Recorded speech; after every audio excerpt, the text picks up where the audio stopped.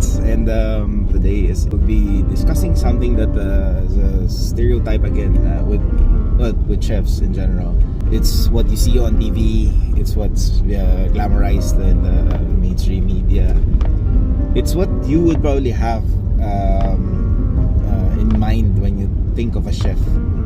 The shouting, the cussing, all of that, the throwing of the plates, and all those violence inside the kitchen. And today we will be discussing why are chefs always mad, or do chefs have anger management issues? And yeah, I had my fair share of that.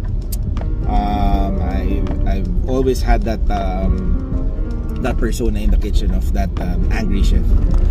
I even had an award for it, mock award for being the angry guy in the meeting, or the angry guy in the kitchen.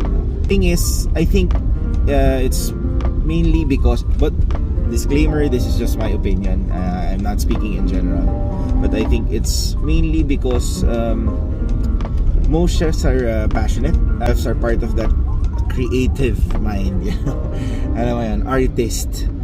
Food or your creation gets tampered, or if it's not properly done, we get frustrated a lot. I would probably pair it or match it with an artist having his or her art plagiarized. So it's very, very offensive.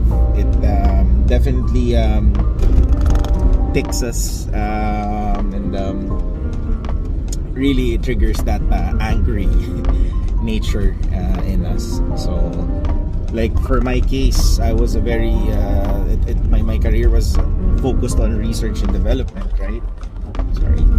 Research and development. So, can you imagine how much frustration I have when some stores don't do the products right? So it's very, very frustrating. But across the years, I've learned how to manage my expectations when it comes to that. So I learned to accept the fact that I also actually learn from the other chefs that work on my product. Product improvements spawned from these shortcuts, as they call it, discarte. And it takes a lot of maturity in the kitchen or in your career for you to as a chef to learn that, with my new staff, kitchen staff. I always tell them, don't be frustrated, it's okay, because it doesn't only spawn from the people who are doing it, but actually the approvers most of the time would not approve of the product of your ideas, and it's very frustrating. It takes months to just conceptualize a product, and it gets shut down, and it's very, very frustrating. I also had the fair share of times that I got rained upon by the anger of my chefs, my chefs when I was a student back then. So yeah, it doesn't have to be like that.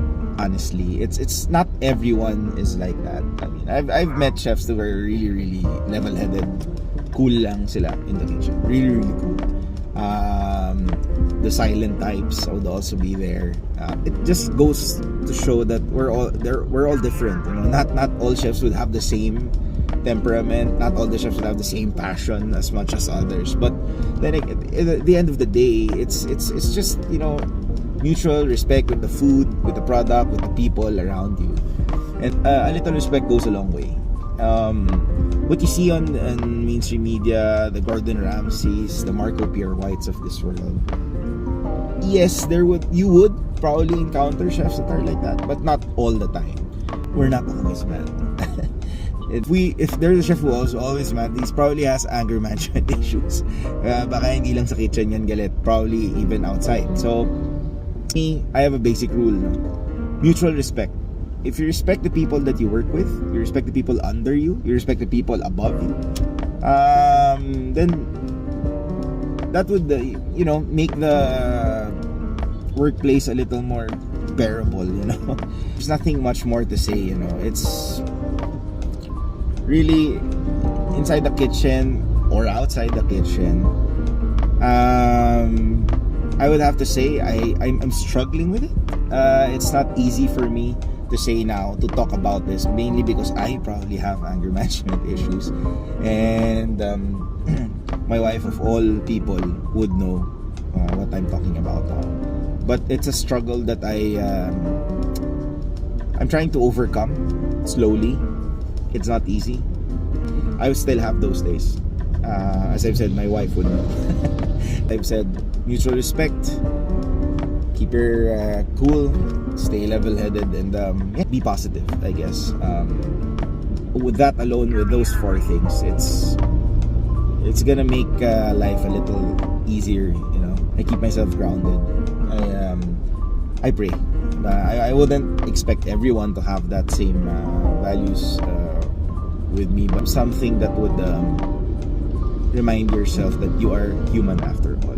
So thanks, and I hope you enjoyed that. If you did enjoy that, please follow me on YouTube, in Facebook, Instagram, and I hope to see you guys commenting, and hit that bell button as well, so that you will be notified whenever I post a new video. So yeah, thank you, and see you on the next video. Bye.